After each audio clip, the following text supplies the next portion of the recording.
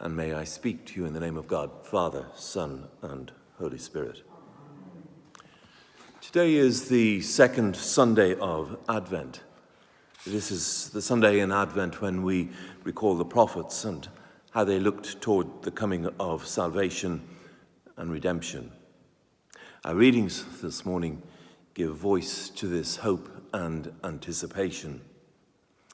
Our first reading is familiar because of the opening words of hope and expectation that we also hear in Handel's Messiah. In the psalm, we're told of God's restoration of the people and God's overwhelming forgiveness. In the epistle reading, which we might have heard this morning, we are reminded we wait for new heavens and a new earth. And then we heard the message of hope in the opening passage in St. Mark's Gospel. Mark, unlike Matthew or Luke, has no nativity narrative, has no story of the first Christmas. Instead, St. Mark begins his Gospel with his account of the baptism of Christ by St. John in the River Jordan. He tells the story of the baptism of Christ as the story of a new creation, drawing together all the elements of the creation story in Genesis. And then we hear God is pleased with the whole of creation. God so loved this creation, the cosmos, that Christ has come into it, identified with us in the flesh, and gives us the gift and the blessings of the Holy Spirit. But today also commemorates St. Nicholas, the role model for Santa Claus. It's good to be reminded how, with less than 3 weeks to go to Christmas, St. Nicholas too can remind us in dark days to be joyful and to look forward with hope and anticipation. St. Nicholas was a real person. He was a 4th century bishop of Myra in Asia Minor, now in southern Turkey. And many of the stories about him concern his love for and his care of children, how he fed the hungry, healed the sick, and cared for the oppressed. He saved 3 young girls from a life of prostitution by providing them with dowries, and so developed the tradition of bearing gifts to children on his feast day, a practice that we have since moved to the Christmas celebrations. But why should a bishop who makes free giving to children a priority in his ministry be worth rescuing from marketing and merchandising and Coca-Cola?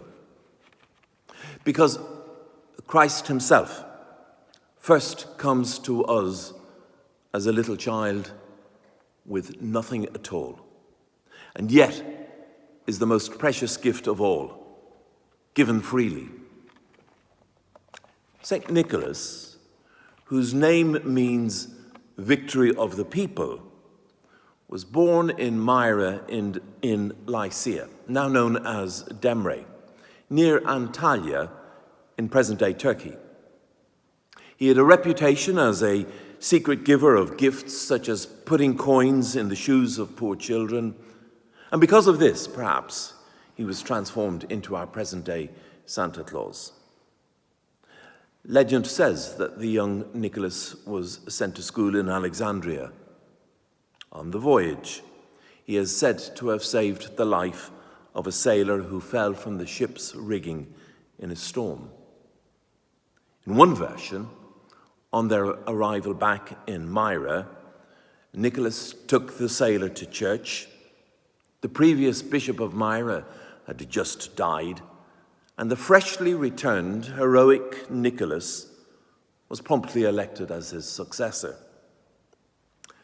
Another story tells how, during a famine, a butcher lured 3 small children into his house, slaughtered and butchered them, and put their bodies in a pork barrel to sell as meat pies.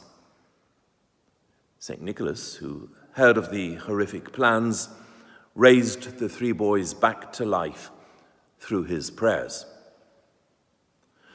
The best-known story tells how a poor man had three daughters but could not afford dowries for them, meaning they would remain unmarried or become prostitutes. St. Nicholas secretly went to their house under cover of darkness and threw three purses filled with gold, one for each girl, through the window or down the chimney. Personally, I prefer the stories that link St. Nicholas with the defense of true doctrine.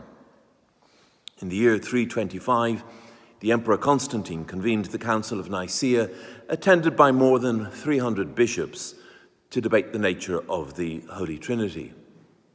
It was one of the most intense theological debates in the early church. Arius from Alexandria was teaching that Christ was the Son of God, but was not equal to God the Father.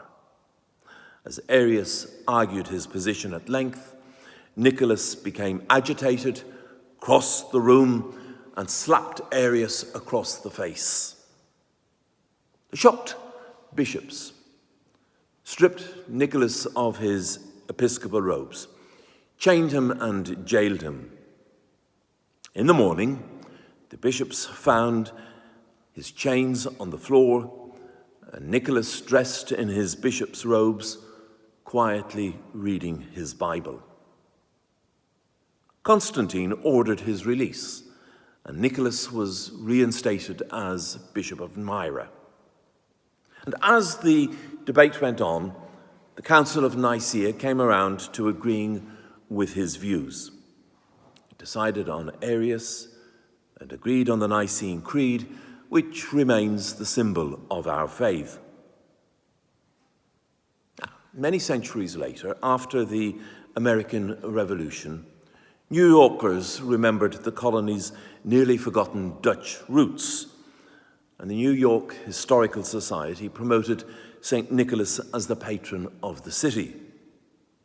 Washington Irving joined the society and published a story with many references to a jolly St. Nicholas.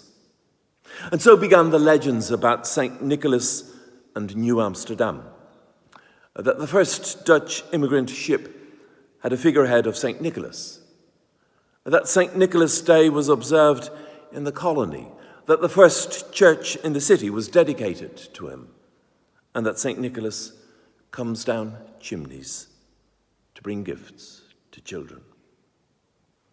Other artists and writers continued to transform St. Nicholas from a saintly bishop to a jolly, rotund gift giver.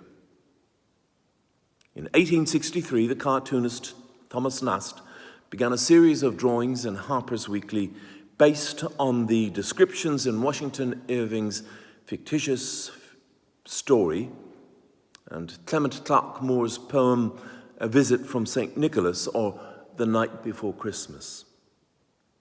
St. Nicholas and Santa Claus had become inseparable from Christmas. But remembering St. Nicholas this morning also reminds us to prepare for the coming of Christ.